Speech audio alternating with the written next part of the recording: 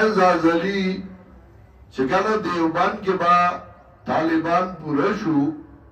رغی با امتحان مولانا زازلی تاوالا کو او اگر دور سخت سڑیو چاہو پا جوان کی چاپتا سوک نو پاس کرے سخت دیر ویمن جلالو مندرے مرگریو نو مولانا زازلی تا امتحان والا شویو نو مرگرو وی چه سڑی امتحان نو ورکو دیاسم سوک نپاس کئی زی جیزو ڈابیل تا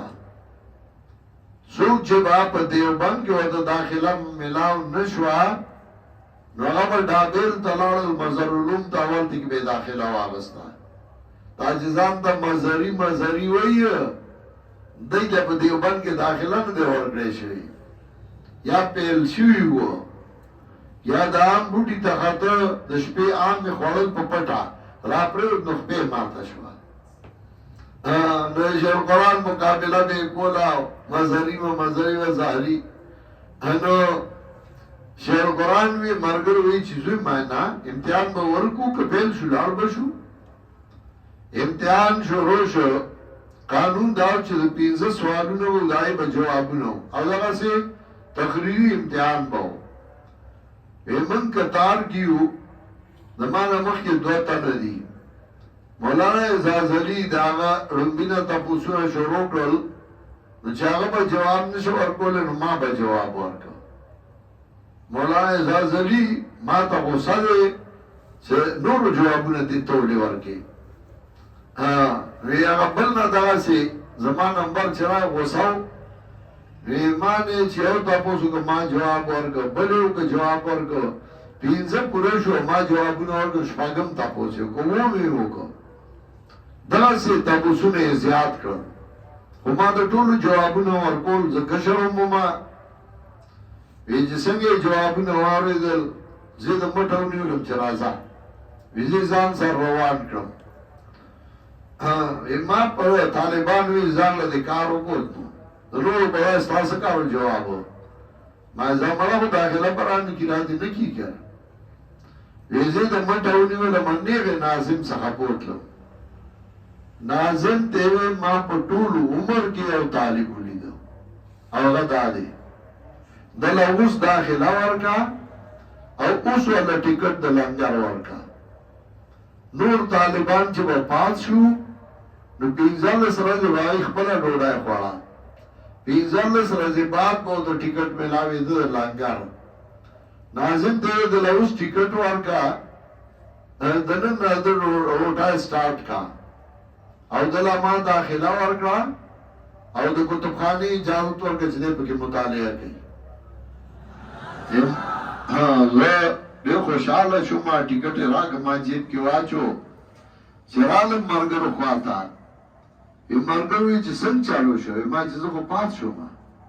نیرا کا سک پاس قالو ادب کی لکل قبر رایتا ہو لقبر ثوابین اللوا ودکادی کی دیوئی دار قبر تا جاڑے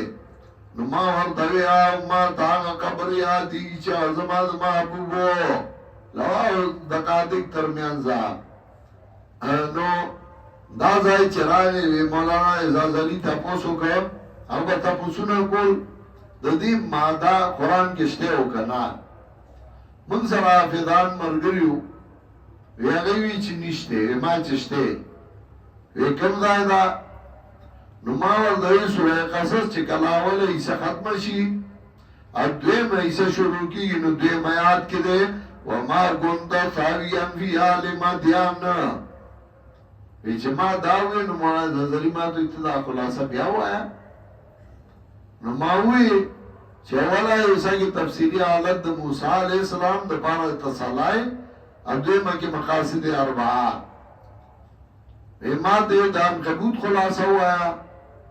نو ما دان کبوت خلاصہ ہوئے در امتحانات وقت امتحان و کیفیت در امتحان وید بلو آیا رومو آیا ما غوی ما توی چه حافظ پیشوری دا قرآن دے دیر خیاد کرده ما حفظ نہیں کرده یاد کرده منه کو پی پوئی کما او د زده کړې مې د قرآن سره مې مینه ده او شوق دی ما ته به حافظ پېښوري وي اوی چې تا ته سم قرآن یاد دی نو داسې بل چاته نه دی یاد وما كنت ساويا في آل مدين او شیخ القرآن دو غرغر زخیم جلدونو کې د مولانا اعزاز علی د حماسه تقریر لیکل دی او ما ځان سره مسوداتو کې یې خېده دا سه نور د شیخ القرآن د لاس لیکل هغه لما شوکیس جوړ کړی او پای کې میخي دي د دې لپاره چې دا محفوظ پراتی د شیخ القرآن لیکلی د حضرت صاحب لیکلی د مولانا اعزاز علی تقریر چې شیخ لیکل دی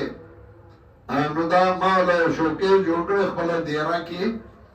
او دې له میخي دي چې دا دې ته ګورو چې زموږ شوق زیاتی نو دې لپاره مولانا اعزاز علی ایمان تاسو دا ما ورته وی وما كنت ثاويا في آل مدين نوی تو لار مدین والو چلوستر لئی باندې زمنګ آیاتونه لیکن یو منګا لیکون کی وما كنت بجانب تورې نه ته بطال کوئی تور کله چې आवाज وکمنګا ولكن رحمت من ربك لیکن د وجه میرا باندې درفستانه هدار وهرالا دې پارا چې ویره قوم چې راغله غي تهرون کې مخستانه